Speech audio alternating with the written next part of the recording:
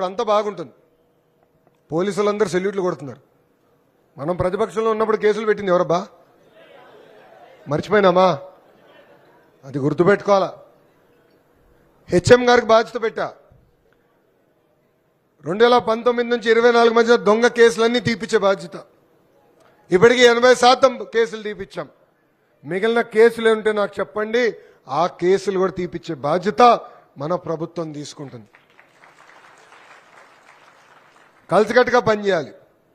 కలిసికట్టుగా మనం నమ్ముకున్న సిద్ధాంతాల కోసం మనం పోరాడాలి. ఎందుకంటే ఈ మధ్యన చూస్తున్నా రపరప్ప అని బోర్డులు పట్టుకుంటున్నారు. అరే నువ్వు రపరప్ప అంటే భయపడే వాళ్ళు ఉన్నారా ఇక్కడ? ఎందుకు భయపడతాం మేము?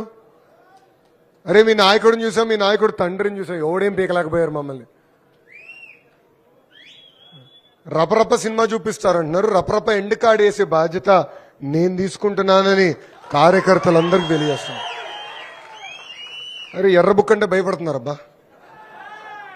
ఎర్ర కార్డు చూస్తే కూడా భయపడతారు. ఎర్ర కార్డు చూస్తే కూడా భయపడతారు వాళ్ళు. ఏమనంటే ఎర్ర బుక్ రాజ్యాంగం అంటున్నారు. ఎస్, నేను యువగలంలో చెప్పా. ఎర్ర బుక్ పట్టుకుని తిరిగా, ఊరూరు చెప్పా. మీరు చేస్తున్నారు అరాచకాలు, చట్టాన్ని ఉల్లంఘించి ప్రజలపైన కార్యకర్తల మీద కేసులు పెట్టారే, మిమ్మల్ని వదిలిపెట్టామన్నావు. నేను ఎట్టి పరిస్థితుల్లో వదిలిపెట్టాను అని కూడా వాళ్ళకి సభాముఖంగా తెలియజేస్తున్నా. వాళ్ళ కార్యకర్తలు వస్తే ఒకటి అడగండి, అసలు మీ నాయకుడు ఎక్కడుంటాడబ్బా అని. లేలే బా, బెంటా హై. మర్చిపోయినావా? బెంటా హై. 3 రోజులు బెంగళూరు, 1 రోజు తాడేపల్లిలో, 3 రోజులు హైదరాబాద్లో. అందుకే చెప్పా, వాళ్ళ నాయకుడు ఎక్కడుంటారో తెలీదు, కలిసే నాదుడు లేడు. వస్తాడు ప్రెస్ మీట్ కింద మనకు మంచి మెటీరియల్ ఇచ్చి పోతాడు. అలా ఉంది పరిస్థితి. సో మనం కలిసికట్టుగా పోరాడాలి, మనం మాట్లాడాలి. లేంటే ఒక అబద్ధం ఎంత బాగా చెప్తాడు చూడండి. ఆయనకి సిసిడి జబ్బు ఉందండి. సిసిడి, క్రెడిట్ చోరీ డిసార్డర్ అంటారు. అంటే క్రెడిట్ చోరీ జబ్బు. ఏనంటే మా నాన్న ఉత్తరం రాశాడు, మా తాత కల్లోకి వచ్చింది, నేను ఆత్మలతో మాట్లాడే కనుక కంపెనీలన్నీ వచ్చినాయని చెప్పే పరిస్థితి. ఎన్ని అప్రమత్తంగా ఉండాలా, ప్రజల్లో చైతన్యం తీసుకురావాలా. ఎవరు ఊహించిన విధంగా కంపెనీలు ఈరోజు ఒక జమ్మలమడు నియోజకవర్గానికి వస్తున్నాయి. రాయలసీమ స్టీల్ ప్లాంట్ 2029లో రాయలసీమ స్టీల్ ప్లాంట్ పూర్తి చేసి తెలుగు జాతికి అంకితం చేసే బాధ్యత ఎన్డీఏ ప్రభుత్వం తీసుకుంటుంది. గండికోట నిర్వాసితుల్ని ఎవడో ఆదుకోవాల్సిన అవసరం ఉంది. భూపేష్ కూడా కార్లు వచ్చినప్పుడు నాకు గుర్తు చేశాడు. ఎందుకంటే వాళ్ళని యువగలం పాదయాత్రలో కూడా కలిసా. కొన్ని ఆర్థిక ఇబ్బందులునే కనుక కొంచెం ఆలస్యమైంది. అది తప్పనిసరిగా గౌరవ ముఖ్యమంత్రిగా దృష్టికి తీసుకెళ్లి నిర్వాసితులకి న్యాయం చేసే బాధ్యత మేము తీసుకుంటామని ఈ సభాముఖంగా భూపేష్ గారికి తెలియజేస్తున్నాం. అంతేకాదు, ఈ పవిత్రమైన గడ్డపై, ఈ కడప గడ్డపై నేను ఆనాడు మిషన్ రాయలసీమ అని హామీ ఇచ్చా. పెద్ద ఎత్తున హార్టికల్చర్ తీసుకొస్తానని చెప్పా, పెద్ద ఎత్తున పరిశ్రమలు తీసుకొస్తానని ఆనాడు హామీ ఇచ్చా. ఇచ్చిన హామీ మేరకు 1,00,000 కోట్ల అవుట్లేతో రాయలసీమని ఏకంగా హార్టికల్చర్ హబ్ గా తీర్చిదిద్దే బాధ్యత త్వరలో మేము తీసుకుపోతున్నాం. కార్లు పరిగెత్తిచ్చాం, ఇప్పుడు ఏకంగా ఫైటర్ జెట్లు కూడా ఇక్కడనే రాయలసీమలో తయారు చేయబోతున్నాం. ఒకే రాష్ట్రం, ఒకే రాజధాని, కానీ అభివృద్ధి వికేంద్రీకరణం అని నినాదం. అందుకే రాయలసీమకి పెద్ద ఎత్తున పరిశ్రమలు తీసుకొస్తున్నాం, పెట్టుబడులు తీసుకొస్తున్నాం.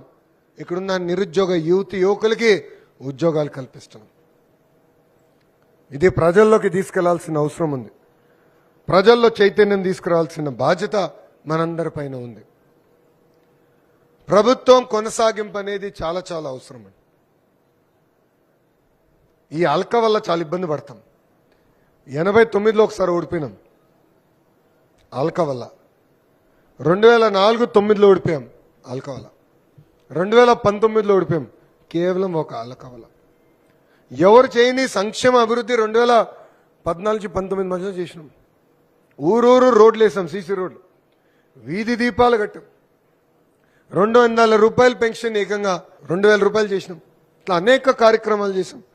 అడిగిన వాళ్ళందరికీ డ్రిప్ ఇరిగేషన్ ఇచ్చాం, బిందు సేద్యం ఇచ్చాం, రైతు రథాలు ఇచ్చినాం. కానీ అలిగాం. ఎందుకు అలుగుతాం? భూపేష్ నన్ను సరిగా పలకరించలేదబ్బా, భూపేష్ కూర్చేయలేదురా, మరి ఇంటికి వెళ్తే కాఫీ టీ ఇవ్వలా, అంతే అడుగుతాం. అందుకే కారులో వస్తూ వస్తూ భూపేష్కి ఒక మాట చెప్పాను. నేను బడ్జెట్ సమావేశంలో 13 రోజులు శాసనసభ్యులందరినీ కలిసా, వాళ్ళ కుటుంబాలతో. ఒక్కొక్క రోజు 2 పార్లమెంట్లో ఉన్న ఎమ్మెల్యేలు, ఎంపీలు, వాళ్ళ కుటుంబ సభ్యులను కలిసా. సుమారుగా 60 మంది కూర్చుని రాజకీయాలు తప్ప అన్నీ మాట్లాడుకున్నాం. రూల్ పెట్టా, రాజకీయాలు లేదు, కంపల్సరీ కుటుంబం పరంగా కూర్చోవాలి, అంతేగాని మగవాళ్ళు ఒక సైడ్ ఆడవాళ్ళు ఒక సైడ్ కూర్చుంటే ఒప్పుకోనని చెప్పా. ఎందుకు చెప్తున్నానంటే మనం ఒక కుటుంబం అండి, సంక్షేమ అభివృద్ధి చేయాలి కాదనట్ల, కానీ మానవ సంబంధాలు పెంచుకోవాలి, బంధం పెంచుకోవాలి. నేను భూపేష్ కూడా చెప్తున్నా, మీరు కూడా వెళ్ళండి, గ్రామాలకు వెళ్ళండి, కార్యకర్తలు కలవండి, పిచ్చాపార్టీ డిస్కషన్ చేయండి, మానవ సంబంధాలు పెంచుకున్నాం. మీరు మంగళగిరిలో చూశారు, 1985 తర్వాత గెలవని నియోజకవర్గం. 2019తో పోటీ చేస్తే ఓడిపోయా 5300 ఓట్లతో. బాధ ఉంటుంది, ఆవేదన ఉంటుంది, కానీ 2వ రోజు నుంచి పనిచేసినాం, అందరినీ కలిసా. ఎన్నికలప్పుడు నేను పెద్ద ప్రచారం చేయాల, no road show, no bike rally, హాయిగా వెళ్ళేవాడు రచ్చబండి లాగా వేసుకునే వాళ్ళం. విచిత్రం, తెలుగుదేశం పార్టీ జెండాలు కూడా కట్టలేను. రమ్మని చెప్పాక కూర్చున్నాం, మాట్లాడాం, చివరి వ్యక్తితో ఫోటో ఇచ్చిందా తిరిగిపోయి నేను బయలుదేరేవాడిని. చూడండి, 91,000 మెజార్టీతో గెలిపించి నా గౌరవం నిలబెట్టారు మంగళగిరి ప్రజలు. అంటే మానవ బంధం ఎంత గొప్పదో ఇదొక ఉదాహరణ.